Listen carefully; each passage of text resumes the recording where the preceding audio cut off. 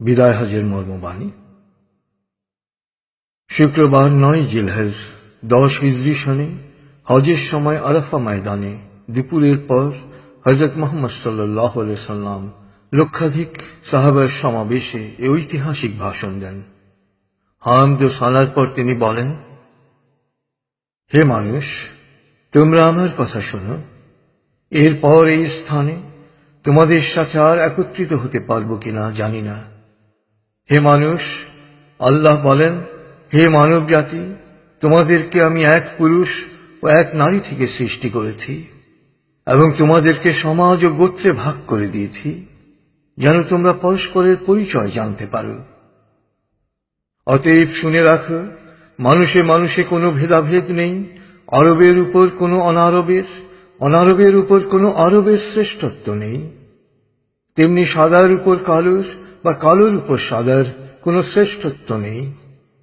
তোমাদের মধ্যে সেই ব্যক্তি আল্লাহর কাছে সবচেয়ে বেশি সম্মান ও মর্যাদার অধিকারী যে আল্লাহকে ভালোবাসে। হে মানুষ, শুনে রাখো, অন্ধকার যুগের সকল বিষয় ও প্রথা আজ থেকে বিলুপ্ত হল। জাহেলি যুগের রক্তের দাবিও রহিত করা হল।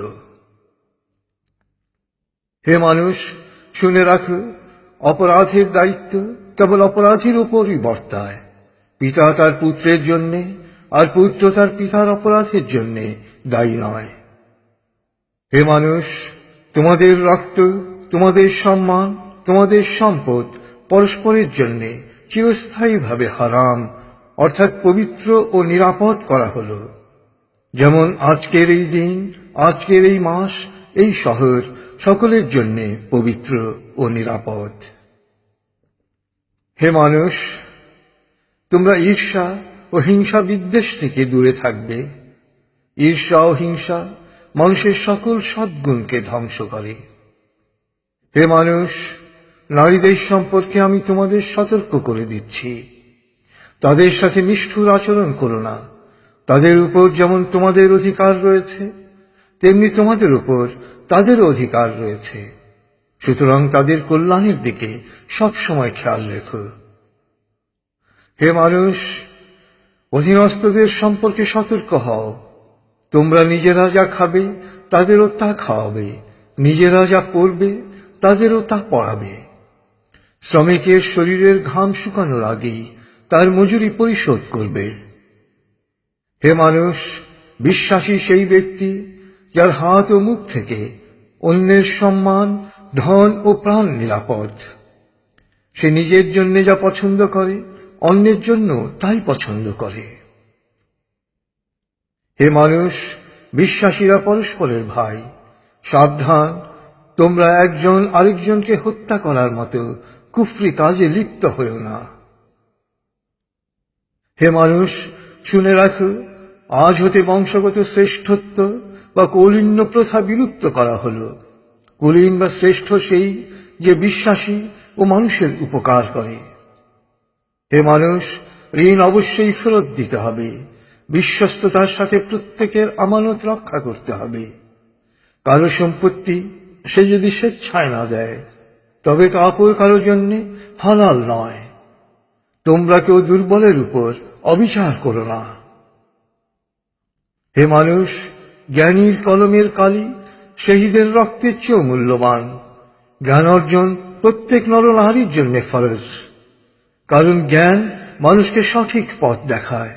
জ্ঞান অর্জনের জন্য প্রয়োজনে তোমরা চীনে যাও। হে মানুষ, তোমরা তোমাদের প্রভুর ইবাদত করবে, নামাজ কায়েম করবে, যাকাত আদায় করবে, রোজা রাখবে, হজ করবে আর সংঘবদ্ধভাবে নেতাকে অনুসরণ করবে। তাহলেই তোমরা জান্নাতে দাখিল হতে পারবে। হে মানুষ, শুনে রাখো, একজন কুশ্রী কদাকার ব্যক্তিও যদি তোমাদের নেতা মনোনীত হয়, যতদিন পর্যন্ত সে আল্লাহর কিতাব অনুসারে তোমাদের পরিচালিত করবে, ততদিন পর্যন্ত তার আনুগত্য করা তোমাদের অবশ্য কর্তব্য।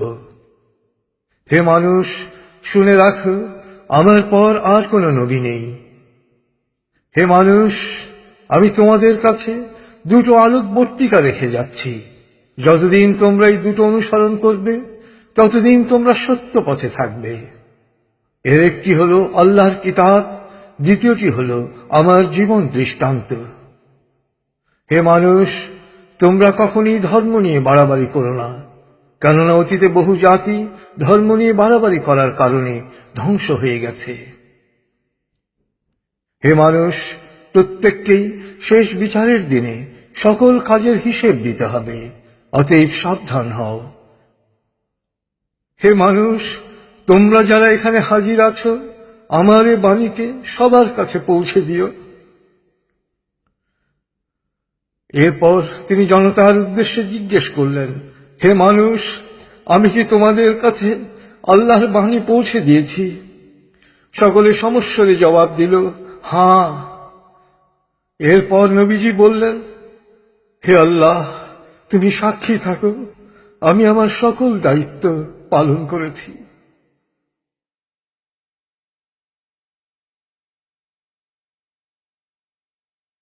রাসূলুল্লাহ সাল্লাল্লাহু আলাইহি সাল্লামের উম্মত হিসেবে আমাদেরও দায়িত্ব তার এই শেষ বাণী সবার কাছে পৌঁছে দেয়া। আল্লাহ আমাদের সবাইকে এ দায়িত্ব পালন করার তৌফিক দান করুন। আমিন।